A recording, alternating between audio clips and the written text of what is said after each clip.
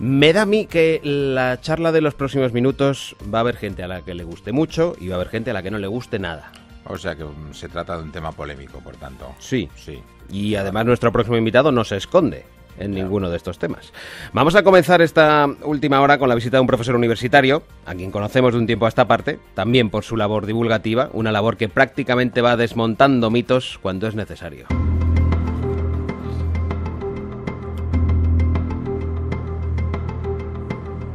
Primero lo hizo con la comida ecológica, en Comer sin miedo, y ahora analiza las terapias alternativas y sus efectos en Medicina sin engaños, el libro que queremos presentarles y que firma el bioquímico y profesor de biotecnología de la Universidad Politécnica de Valencia, José Miguel Mulet, que nos atiende desde la emisora de Radio Nacional, allí en Valencia. ¿Qué tal, José Miguel? Buenos días. ¿Qué tal? Buenos días. ¿Cómo estáis? Muy bien. Encontrando y buscando un aviso en las primeras palabras de la introducción, no eres médico, lo digo por si alguien también se quiere hacer una idea de lo que estamos hablando, ¿verdad? Obviamente. Vale. O sea que este libro no va de consejos sobre enfermedades, tratamientos o medicamentos. Lo digo para centrar bien el terreno en el que nos vamos a mover. No es un libro de consejos, de recetas ni de nada parecido. Ni de recetas de la abuela. Vale. Todo lo que necesitas saber sobre los peligros de la medicina alternativa. Y quiero preguntarte en primer lugar, José Miguel, por un asunto que ha sido actualidad en las últimas horas. Esto de las doulas. Primero, prefiero que me lo cuentes tú. ¿En qué consiste? A ver, lo de las doulas es una especie, por lo que he podido leer, porque esto ha sido así muy de golpe, de señoras que dan consejos sobre parto, sobre terapias y tal. Pero estamos en lo mismo. Una cosa tan seria como la salud o como el parto y tal, el consejo te lo tiene que dar un profesional. Si tú te fías de lo que te dice alguien que no sabes ni la preparación que tiene, pues el consejo igual es muy malo. Ahora se ha puesto un poco de moda lo del parto en casa, que el parto en casa en determinadas condiciones y en partos de poco riesgo está bien, pero luego ya se ha llevado a límites un poco raros, como el programa este que salió de dar a luz en la naturaleza, y había un vídeo que se hizo viral de una señora dando a luz en un río. Hombre, a ver, no exageremos, ahí te pasa algo, tienes algún problema y pones en riesgo la vida del niño y de la madre. Entonces esto de las doulas, ya te digo, por lo poco que he podido leer, pues sería eso, consejos y tal, pero que muchos de estos no tienen ninguna base ni ningún sentido. Vamos, es un tema que acaba de salir y supongo que del que dentro de poco escucharemos muchas cosas, porque pues escuchas matronas a favor, matronas en contra, es decir, supongo que dependerá mucho también de cómo se ejerza esa función, ¿no? A ver, el problema es que para ser matrona tienes que tener una cualificación. Si tú te pones en vez de matrona doula y empiezas a decir lo primero que se te pase por la cabeza, pues el problema es que alguien se lo crea y le digas cualquier aberración y en el momento del parto cometas un error o en el momento del cuidado del niño. De momento lo que sabemos, y por cerrar este asunto ya nos metemos en el libro, es que el Consejo General de la Enfermería ha presentado un informe que alerta sobre estas prácticas, sobre la figura de la doula, que son estas señoras, mujeres que acompañan a una parturienta durante el proceso y también le acompañan durante la gestación, y que se ha puesto de actualidad por esta cuestión de la que estábamos hablando. Vamos ya con el libro. Medicina sin engaños, desmontando mitos y no sé si ganándose enemigos. Bueno, yo es que solamente hablo de ciencia. Si alguien se enfada por lo que digo, pues problema suyo. Si tiene argumentos mejores o más sólidos de los que explico yo en el libro, que me los enseñe. Pero normalmente no te los suelen enseñar. ¿Qué cosas? Pero, por ejemplo, muchos amigos homeópatas no debes tener. No, pero es problema suyo. Yo lo que quiero es que me demuestren que la homeopatía funciona. A ver, la homeopatía lleva 200 años. ¿Tú conoces alguna enfermedad que hayamos superado gracias a la homeopatía? Esa es una pregunta trampa. Esa pregunta te la tendría que hacer yo a ti. Claro. No, es que yo no la conozco, era por si tú sabías retórica. alguna. Vale. ¿No? A ver, tú sabes que el sarampión y la rubéola y tal lo hemos superado con las vacunas, las infecciones con los antibióticos, pero en cambio, en 200 años, con la homeopatía, ¿qué hemos superado? Pues nada. Imagino que si hablamos con un homeópata nos dirá lo contrario, dirá que en algún tipo de dolencia la homeopatía sí puede conseguir resultados. Pero está en algún tratamiento oficial y ha sustituido, porque ellos ahora te dicen que son complementarios o integrativos, es decir, que tú te tienes que tomar el tratamiento oficial y además el suyo. Hombre, aquí hay algo que no me cuadra. Yo cuando me gotea un grifo no llamo a un fontanero y a un señor para que rece, llamo solamente al fontanero. Esto de que tener que tratar dos tratamientos para un único problema, quizás es que alguno de los dos sea un poco superfluo. ¿Un homeópata es un médico? A ver, no. Entre otras cosas porque yo tengo el título de homeópata que me dio Boirón, o sea que yo, por ejemplo, podría anunciarme como homeópata, que tengo un diploma muy bonito, eso sí, con el nombre en Comic Sans, que duele a los ojos, pero nada más. Puede haber un médico que tenga un título de médico y además ejerza de homeópata, pero es como si fuera médico y fallero, o como si fuera médico y coleccionista de sellos. El título que importa es el de médico, el de homeópata no es un título oficial y reconocido. El Colegio de Médicos sí que tiene una sección de homeopatía. No sé si eso vulnera su propio código de conducta interna o qué. Algunos colegios de médicos lo tienen, no todos. Hay que decir que, por ejemplo, el Colegio de Médicos de Bilbao lo acaba de quitar esta semana.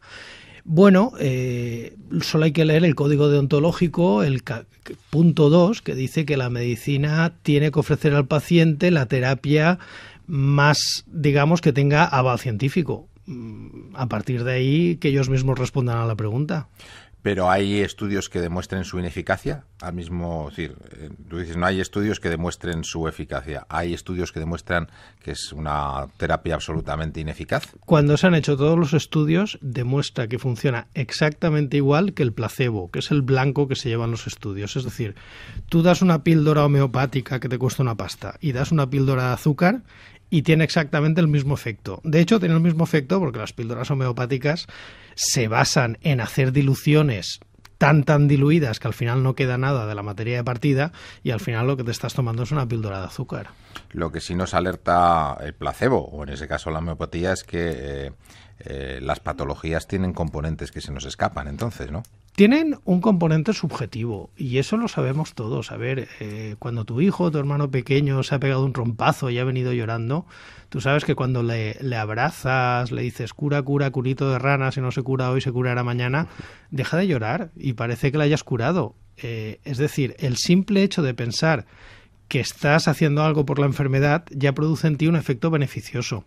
Y eso es lo que hace la homeopatía, pero claro, lo que no puedes decir es que la homeopatía funciona, porque tiene el mismo efecto que rezar, pero es que al final rezar es más barato. En el libro, En Medicina sin engaños, cuentas casos de personas que han visto agravadas sus patologías por no seguir tratamientos científicos, y no sé si el caso más famoso es el de Steve Jobs, el fundador de Apple. El de Steve Jobs es el caso que todo el mundo conoce, pero hay varias webs que se dedican a recopilar casos de estos. En inglés está What's the Harm y en español está ¿Qué mal puede hacer? El problema es que muchas de estas patologías, es verdad, en muchas de estas terapias, dicen, son inocuas. A ver, tú te puedes tomar 20.000 pastillas de homeopatía, que lo único que te puede pasar es un subidón de azúcar. Al no tener ningún componente activo, obviamente no son tóxicas. El problema es si tienes una enfermedad seria y en vez de seguir un tratamiento de verdad, sigues el tratamiento homeopático. ¿Qué pasa? Que la enfermedad vientas va haciendo su camino y entonces pierdes un tiempo que puede ser precioso. Hombre, estamos hablando de un caso, el de Steve Jobs, donde la patología es de tal gravedad, ¿no? Sí, y el problema es que si se hubiera puesto en buenas manos desde el principio, posiblemente, porque obviamente luego está la patología, el curso que tiene, la operación y tal, pero posiblemente hubiera tenido más oportunidades. ¿Se debería prohibir entonces la homeopatía? Hombre, sinceramente, venderla en farmacias o que haya médicos que la receta va en contra de su propio código deontológico. La homeopatía ya ha estado prohibida en varios países por diferentes motivos, pero principalmente por no cumplir lo que publicita. De hecho, ahora han tenido un juicio la principal compañía de homeopatía, que es Boirón, en Estados Unidos, y un acuerdo de $12 millones por el tema de que... Es decir, te están vendiendo unas pastillas para una cosa y no tiene ningún efecto sobre esa cosa. Simplemente con que cumplan las leyes que hay, ya la homeopatía no se beneficiaría de este limbo legal en el que se encuentra ahora. ¿Aquí en qué situación legal se encuentra? Porque creo que se empezó a regular hace poco, ¿no? Se intentó regular, pero Ana Mato anunció que iba a hacer una especie de regulación. Para empezar, no sabían ni siquiera cuántos medicamentos, entre comillas, homeopáticos había en el mercado, porque cada vez la directora general del medicamento decía una cifra diferente, pero ese decreto no se llegó a aprobar. Ahora mismo está en un limbo legal porque un medicamento, para salir al mercado, tiene que demostrar una eficacia y tiene que demostrar, digamos, unas propiedades, que son las que lee cualquiera en el prospecto. La homeopatía solamente tiene que demostrar que que no es dañina. Obviamente no es dañina. Pastillas de azúcar no le hacen daño a nadie. Pero claro, no tiene que demostrar esa eficacia. Entonces, para empezar, ya no es un medicamento como los demás. Entonces, esta es la situación que hay. Es un limbo legal. Lo más normal sería venderlas, si quieren, y que pongan no tiene ninguna eficacia terapéutica. Pero claro, de eso están bastante en contra las empresas que venden homeopatía. En el libro no solo hablas de homeopatía, también dedicas un apartado a la osteopatía. ¿En qué se diferencia un osteópata de un fisioterapeuta?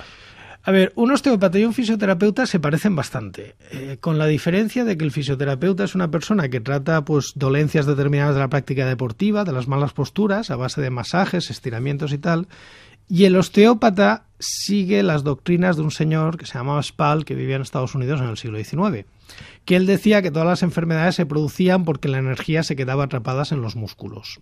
Partimos de una base que no tiene ninguna evidencia científica detrás. No obstante, la práctica de la osteopatía son masajes, son estiramientos, se parece bastante a la fisioterapia. Otra cosa es que dentro de la osteopatía está la osteopatía craneosacral, que solamente hace movimientos en la cabeza, y luego está la osteopatía visceral o la osteopatía interna, que pretende que te cura enfermedades a base de masajes. A ver, eso sabemos que no es cierto. Tampoco tenemos amigos osteópatas, ¿no? Bueno, alguno tengo, porque es que además en puesto España... en manos de alguno en alguna ocasión? No me Dándote a conocer. No me ha hecho falta, pero te digo por qué. Yo soy de los que piensa que si el deporte fuera bueno no cansaría. Entonces, como no soy demasiado deportista, tampoco he tenido muchas lesiones. Déjate que algún día te quedas enganchado al levantarte el sillón, ¿eh? O sea que... Podría pasarme, espero que no. A ver, tengo un amigo fisioterapeuta, sí que tengo bastantes amigos. De hecho, uno me ha revisado el capítulo Carlos Castaño, por cierto, un saludo. Sobre todo, si vas a un osteópata, no le digas, hola, soy Mulet, el que dice esto en el libro.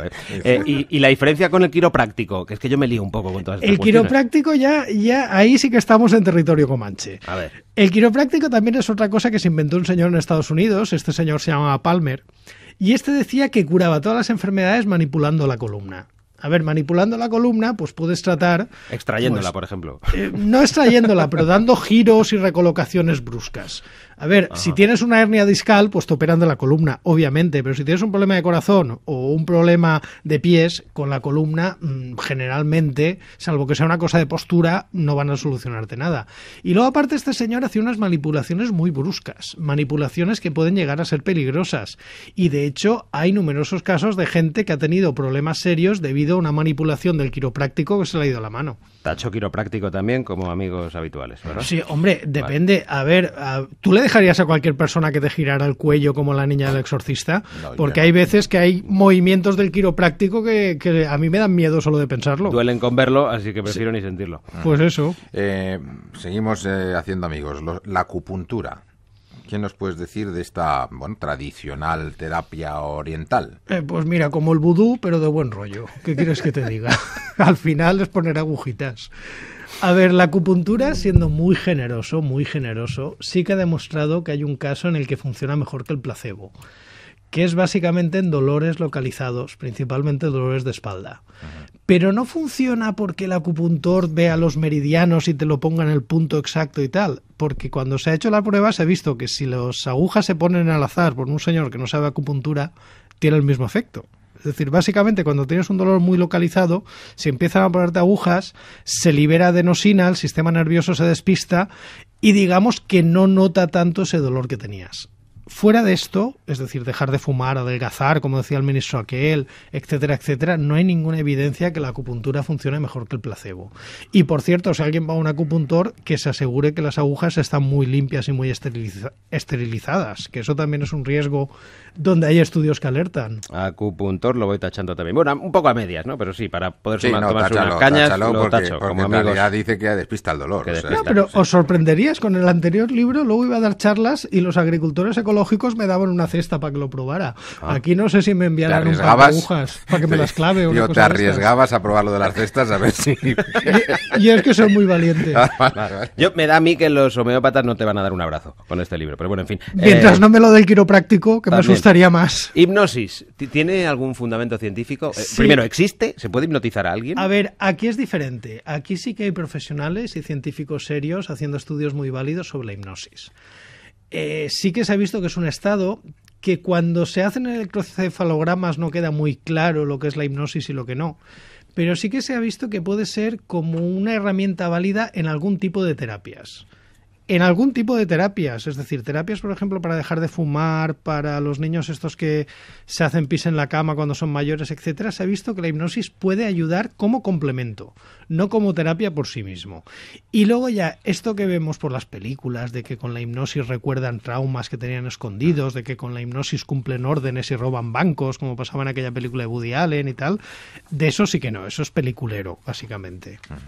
El tema de las vacunas, que empieza a haber a algunos grupos, más en Estados Unidos que aquí, que dicen también que es no de hay que actualidad. vacunar, exactamente. También. ¿Qué podemos decir sobre ese tema? Pues mira, a ver, si hemos vencido enfermedades como la viruela, que ya ha desaparecido, y prácticamente teníamos erradicada la varicela, las paperas, el polio, bueno, el polio, que sabemos los estragos que causaba, esas imágenes terribles de niños en silla de ruedas y tal, ha sido porque llevamos casi 100 años vacunando. A estas alturas de la película, decir que las vacunas no hacen falta, que las vacunas son malas, es de una obscenidad y de una irresponsabilidad. Porque si no estamos enfermos de eso es porque nos hemos vacunado, no por nada más. Lo que sí puede estar pasando es que quienes deciden no vacunarse tienen la suerte de que el resto sí se vacuna. Exacto, ¿no? Eso es lo que se llama el efecto rebaño. El problema es que si tú vas a una clase que son 30 niños y hay uno no vacunado, no pasa nada. ¿Por qué? Porque los demás le protegen. El problema es que se junten 5 o 10 niños en la misma clase, que pasó en Granada hace poco.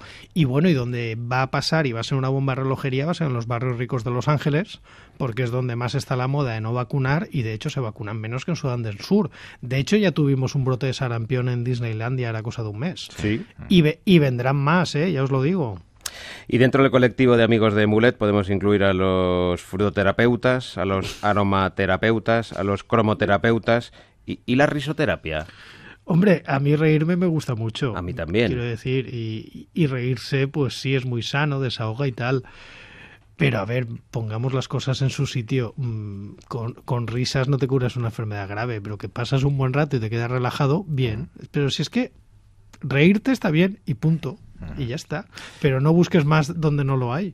De todas formas, yo creo que lo que deja claro el libro es que hay un gran reto científico, y es explicar cómo funciona el placebo y todas esas cuestiones adyacentes, ¿no? No, el placebo lo entendemos bastante bien. Entendemos, de hecho hay muchísimos estudios y sabemos que, por ejemplo, también hay un placebo negativo, que es el nocebo, que es cuando algo es inocuo y tú piensas que te va a hacer daño y acaba haciéndotelo, etcétera. De hecho, lo entendemos bien, y por eso cuando probamos un medicamento siempre llevamos un placebo, y ni el médico ni el paciente saben si están teniendo el placebo o están teniendo el medicamento que se está probando, porque se sabe que simplemente con un placebo ya hay un efecto.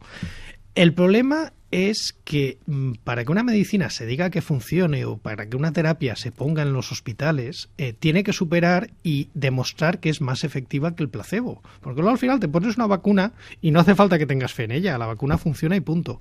El problema es que hay un montón de terapias, como las que hemos hablado, que nunca han demostrado que funcionen mejor que el placebo. Y entonces, si al final son un placebo, pues no las vendas tan caras.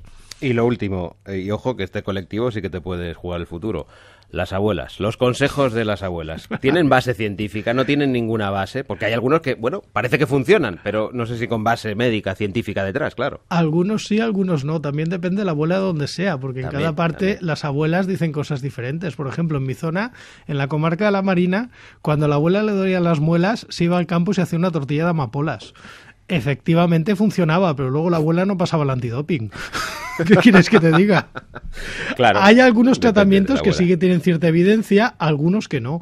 De hecho, algunos de estos tratamientos tradicionales se han incorporado a la medicina. ¿Cómo cuál? Pues, por ejemplo, en la Amazonía se utilizaba la quinina para la malaria. Se utilizaba la chinchona, que es el arbusto del que se saca la quinina, y hoy se sigue utilizando en el tratamiento de la malaria. En la India, una de las plantas tradicionales era el opio. Hombre, hoy el opio es la base de un montón de fármacos. El cannabis, que se fumaba en muchas partes recreativo, pues del cannabis también se extraen diferentes fármacos. Medicina sin engaños, todo lo que necesitas saber sobre los peligros de la medicina alternativa. José Miguel Mulet, bioquímico y profesor de biotecnología en la Universidad Politécnica de Valencia. Ganando amigos, pero de verdad, porque habrá gente que esté muy de acuerdo, otros que no, pero le recomendamos que se lean el libro. No se puede gustar a todo el mundo. Efectivamente. José Miguel, muchísimas gracias, un abrazo muy fuerte. A vosotros, venga, Hasta luego, un abrazo. chao.